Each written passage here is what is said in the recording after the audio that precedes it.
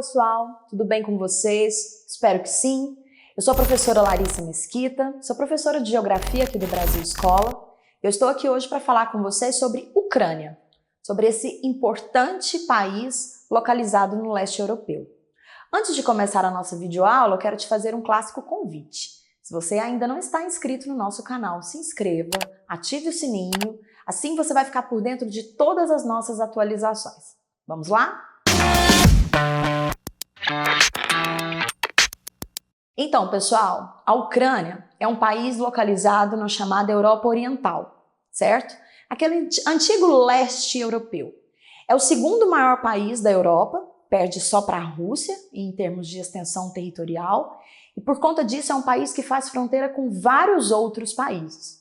Dá uma olhadinha aqui na tela que eu vou colocar um mapa para você acompanhar aí comigo quais são os países fronteiriços da Ucrânia. Olha só, a Ucrânia faz fronteira então com a Polônia, com a Eslováquia, Hungria, Romênia, Moldávia e tem um litoral ao longo do Mar de Azov e do Mar Negro, abrangendo uma área de 603.628 km². Bom, e segundo o Banco Mundial, no ano de 2020, a população ucraniana somava 44 milhões de pessoas, o que faz da Ucrânia o oitavo país mais populoso, certo? E um detalhe, a cidade mais importante é a capital, Kiev, que também é a maior cidade do país. Pessoal, e um detalhe muito importante, esse território, que hoje é o país Ucrânia, é um território habitado desde 32 mil anos antes de Cristo. Imagine só, é muita história. E considerar essa longa história é fundamental para a gente entender muito do que acontece hoje na Ucrânia. Esse mosaico populacional que se constitui dentro desse país. Então são muitas etnias, são muitas culturas, são muitos processos de intervenção externa, né, de apoderamento do território. Tudo isso somado ao longo do tempo resulta nessa colcha de retalhos que é a Ucrânia hoje. Economicamente, a Ucrânia é considerada um país de economia mediana. A agricultura é a base desse país, como o território é muito grande e na maioria dele os climas são favoráveis, a Ucrânia produz vários tipos de cultivos. Os que se destacam principalmente são o trigo, o milho, né, e o girassol, né, sendo um dos maiores produtores no mundo de semente de girassol. Não podemos descartar também a pecuária, né? A pecuária da Ucrânia se baseia na produção de leite, do gado bovino, na produção de aves e também de mel. Outra atividade muito destaque, né, que compõe bem o PIB desse país é o turismo. A Ucrânia é um dos países mais visitados na Europa, né, e esse setor é bastante importante para a economia. E a indústria? Essa indústria, inclusive, muito forte, uma indústria bastante diversificada, que foi construída especialmente durante o período que a Ucrânia fez parte do antigo bloco soviético. Bom, gente, e já que eu citei, então, né, o fato de que a Ucrânia foi um membro do antigo bloco soviético, vamos pensar aqui em alguns aspectos históricos relevantes e mais recentes que acabam nos ajudando a entender o que acontece na Ucrânia hoje. A Ucrânia fez parte do antigo Império Russo. E aí, após a Revolução Russa de 1917, né, dentro daquele processo revolucionário todo, a Ucrânia usou ali, a população da Ucrânia, dentro desse processo de autodeterminação, exigia, né, que esse território fosse reconhecido como um país. E assim foi. Em 1917, nascia então a República Popular da Ucrânia. Mas um pouco tempo depois, em 1922, a Ucrânia, país, passou imediatamente a fazer parte, né, do bloco soviético. Então ela se torna uma república soviética, a chamada República Soviética da Ucrânia.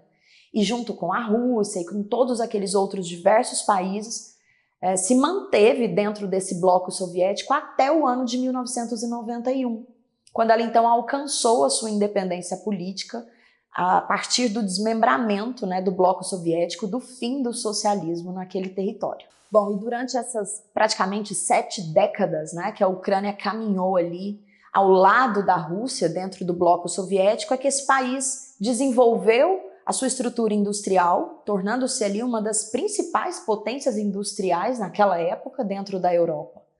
E um detalhe, foi dentro também desse intervalo de tempo, né, que ocorreu talvez o grande marco do século XX envolvendo a Ucrânia, foi a explosão de um reator atômico na usina nuclear de Chernobyl.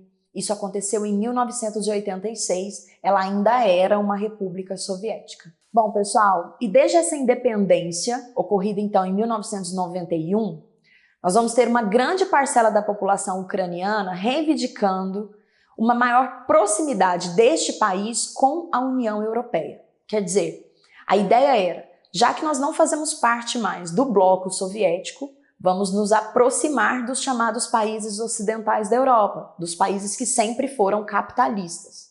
Agora, mesmo com essa vontade de uma significativa parcela da população, a Ucrânia esteve sob domínio da Rússia durante todo esse tempo. É uma área de influência direta da Rússia, né? O chamado Antigo Leste Europeu, até os dias de hoje. Essa vontade, inclusive, de se aproximar da Europa promoveu também um dos elementos mais marcantes da política ucraniana no século XXI. Eu estou falando do Euromaidan, você já deve ter ouvido falar sobre ele.